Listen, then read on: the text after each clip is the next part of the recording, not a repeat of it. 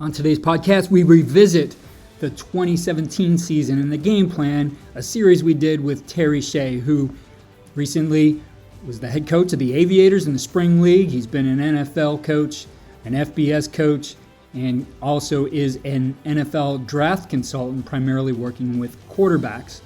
And Coach Shea and I talked about the importance of finishing a season strong, remaining consistent for your players, whether you're going to be putting the equipment away soon or you're heading into a playoff run. Let's take a listen to this game plan, Finishing Strong. Welcome to another episode of The Game Plan, our weekly segment with our guest host, Terry Shea. Coach Shea, it's great to be talking to you again. It's great to be with you, Keith. I'm looking forward to it. Coach, we're heading into what is around week 9, for some teams week 10, depending on when their season started. We're heading in towards that tail end of the season, and what we want to talk about today is finishing strong, and whether it's the team who right now is looking to head into the playoffs and make a run at a state title, or it's a team who's struggled all year long and maybe has not found the win column as often as they'd like. It's very important to any program, no matter where you are in that continuum, to finish the season strong so that you have something to build on for the following season.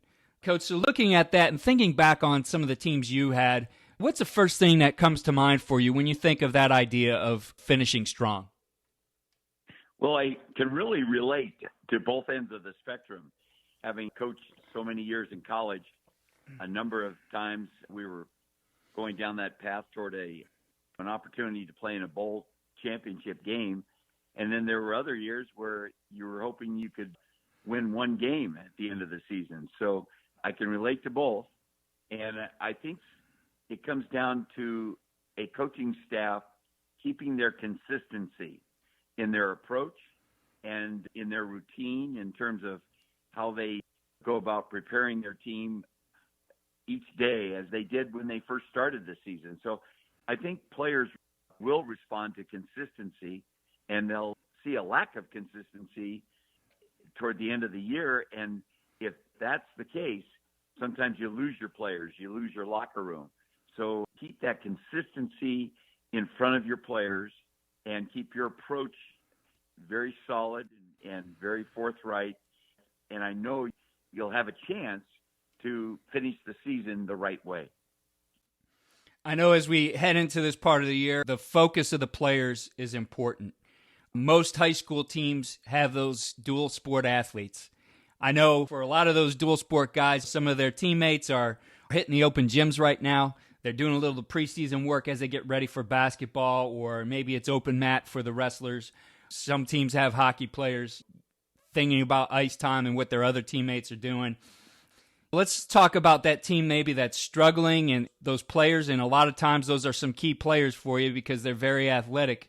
How do you address some of those guys and making sure they keep their focus on the last few weeks here? Well, I would build a real strong theme around the fact that we have so many seniors on our team this year, and they're playing their last moments of high school football. And to make sure that the senior class upholds that part of the bargain, but the underclassmen, get them to rally around their teammates who are seniors and try to build a theme around that element. I think that's really important, that a coach makes certain that the final weeks of the season are played out in a very strong manner and due to the respect that they should have for the senior class or for the senior group of players. So I would certainly start from that side of it, Keith, and really try to go that last quarter mile with the theme that, hey, these are our guys. These are the guys that have been in this program for 4 years, and let's make sure we send them out the right way. Yeah, I think that's something that I've had to look at in some of those tougher seasons in the past, is really making sure that we end it with a positive experience for those seniors. I would caution looking too far ahead. I know the idea with, hey, we got to get these next guys ready and forgetting about those seniors. Hey, those guys, whether it's turned out the way you wanted or not, they've probably done a lot of work in your program for 4 years. They deserve the honor, the privilege of being able to see it through to the end. So it's, I think, a very fine line you want to walk with thinking about maybe replacing his playing time or giving too much playing time to a younger guy, just saying, well, our goals for this season maybe weren't attainable. We wanted to get to the playoffs, win a championship or whatever. Those seniors deserve your attention as a coach. They deserve to be coached to the last rep. That's your responsibility as a coach. And I think there's a danger when you look too far ahead and start thinking, well, we need to build for the future. What are your thoughts on that, Coach? Because it is a fine line. It certainly is, and it can lead you down that road that can become dangerous because you could put your energy into the underclassmen at this point in time in the year and lose your seniors. And your seniors are going to go on and become the ambassadors every year for your program. And you want that to be a positive element. So I think it's important that coaches don't lose track of the fact that the seniors deserve this opportunity at the end of the year. And then I think you have to try to build another theme with your underclassmen and tell them that not only are we playing for the seniors, but we're playing for our identity that leads us into the next season. So you want to make sure you balance both, but I would still lean more toward the senior element than I would thinking about next year too openly with your players. Yeah, I always emphasize to the seniors in those situations where their goals that they set at the beginning of the season obviously were no longer attainable, that we're really counting on them. They might not see the results of the efforts they're putting in this year, but down that line, maybe it's the next season or a couple seasons down the road, that the results will be because of something they built, that they were part of that process, that they could celebrate maybe those championships down the road with the team, knowing that they contributed something and that they left the program better than when they came in. Yes. And I reflect back to one thing I did with, and the coaches may find this of interest. We were struggling at the time. I was the coach at Rutgers, and we were struggling one season, and we won one game out of 11. So you can see that I certainly have been on both sides of the spectrum. But I made sure the team realized how important it was to get off the bus following the final game of the season and be in the weight room the very next morning at whatever time it was, 6 o'clock, 6:30 in the morning. And I made sure they realized how important it was to turn the clock and to look ahead to the next season as a group of underclassmen. So I tried to use that as kind of a statement of getting the underclassmen to understand, hey, this season's over. Now let's really focus on what's important for next year. And that was an example of just trying to do something that they would never expected, but it kind of set the tone for the following season. And I remember that team went on to have quite a year and helped me win the Coach of the Year honor. So I still remember that, and we turned a 1-10 season around, starting within 24 hours of the final game. Yeah, I experienced that in my first year as a college coach. I was at Baldwin Wallace University, and I came on board late in June, and we were very competitive that year. We easily could have been 8-2 with a lot of close games. We ended up 3-7. It was not good at the university. It was one of the worst seasons, I think, since 1954. And we were able to turn that around in 1 year and go to 7-3 and be nationally ranked, and follow that up with another season where we were nationally ranked and put together a string of winning seasons. But it was that group who needed to learn maybe where that, and we certainly didn't address this till the season was over, but maybe where they saw some chinks in our armor, that maybe they could do more as the next leaders of our program. And they really took ownership of it. And for us, as you mentioned, turning the page and that there's a new calendar in front of them. One of the unique things I think we had is, and a lot of teams have this now, is a countdown clock, and setting that clock ahead for the first game and to see, however, I think by that time there's 280 some days till the next season starts. And for them to realize that that's all the time you have in front of you. What are you going to do with those days? What are you going to do with those minutes? That they understand that the season and the preparation till that next season is a very finite thing, that they can't coast for a few months and expect to achieve their goals, especially if it's that team like we've been talking about, the team that needs to turn things around or maybe didn't hit their goals that particular year. Sure. Here's another idea, Keith, that I'd like to share with the audience, and that is there might be an opportunity during the last week of the season or the last 2 weeks of the season where a coaching staff can bring out, let's say you have a senior quarterback and you know your junior or your sophomore quarterback is going to be your future, and you may have a number of players in that similar position. And you try to create during the last days of practice a time, and maybe it's at the beginning of practice, and you keep the seniors in the locker room, or you do it at the end of practice and you sell it to the seniors that, hey, if we could get 15 snaps each day with the underclassmen where, hey, seniors, you're helping. You're out here spending extra 15 minutes of your practice time to help develop our younger players. That might be an interesting way to kind of let the seniors buy in to the fact that, hey, we are going to be part of this program forever, and we're going to leave our legacy by helping these younger guys. And it doesn't have anything to do with the upcoming game that you may have or the upcoming several games you may have, but you're giving those younger players an opportunity to be coached, and maybe the seniors end up becoming kind of a revolving coaching opportunity for them as well. Just something that would paint a picture for the future, and it would also get your seniors, obviously, to buy into their legacy. That would be an idea that I would certainly entertain if I were in a position where the final 2 games of the season didn't mean playoff time or anything like that. I love that idea, Coach. I really like how, first of all, it emphasizes their legacy, that they're leaving things behind. They're leaving the program behind in the best condition that they can. That, again, maybe it's not what they wanted, but they're doing something to help build the future. And that's something I always try to emphasize in the programs that I was a head coach of, that whether we have a legacy of winning or we've struggled throughout the history of this program, that there's tradition here, and that the people who came before you matter, and so will the people who come behind you.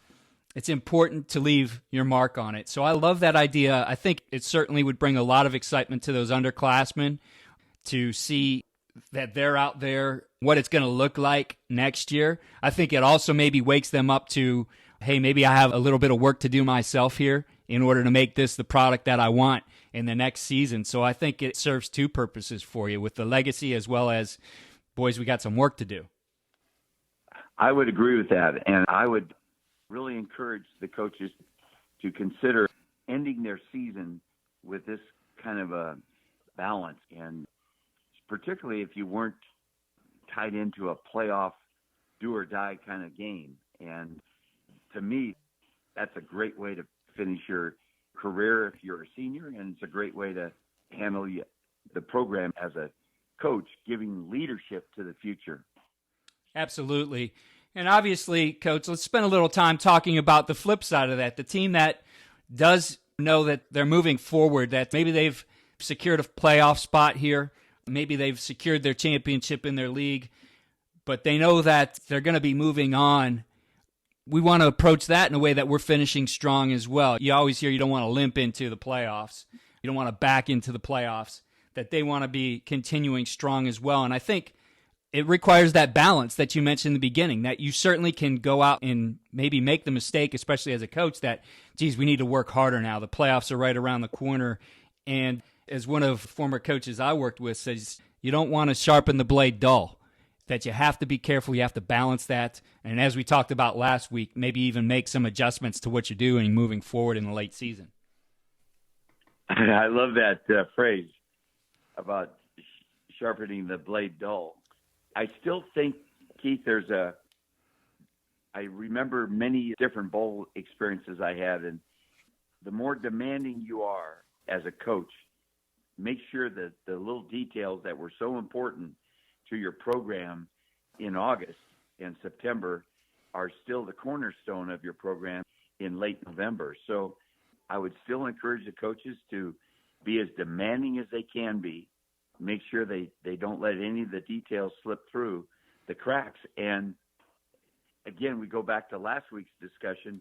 Maybe you shorten the practice time down a little bit so you don't dull that knife too much, and you keep the energy level right where you want it. So I would take that tack in terms of just being strong, demand their focus and their concentration, because the season becomes a little bit long for those backup players, and you never know when that backup player may have to enter a playoff game and help you win it.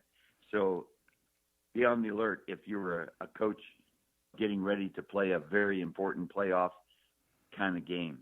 Yeah, I can think back to a time we had a very good season.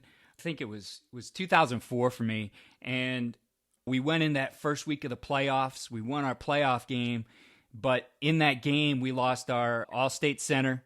We lost our all-state guard.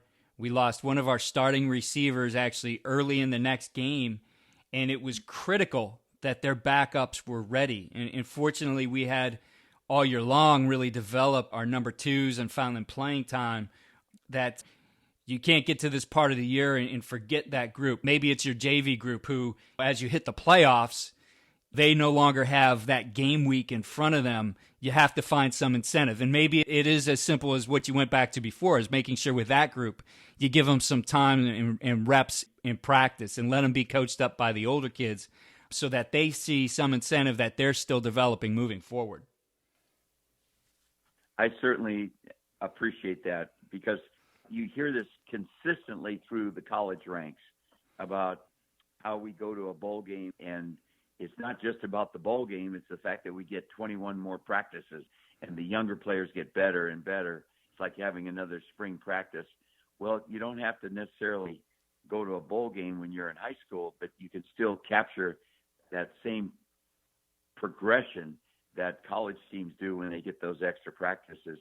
And we've already mentioned one of the ideas on how to get that done. So, yes, I want to make sure the coaches also understand that when you're talking to a group of players who have had some good success and they're getting ready for that playoff game, or they're getting ready for that championship league game, you want to make sure you project with those guys how good they really are as they enter the process of trying to win that final game or get into that playoff role.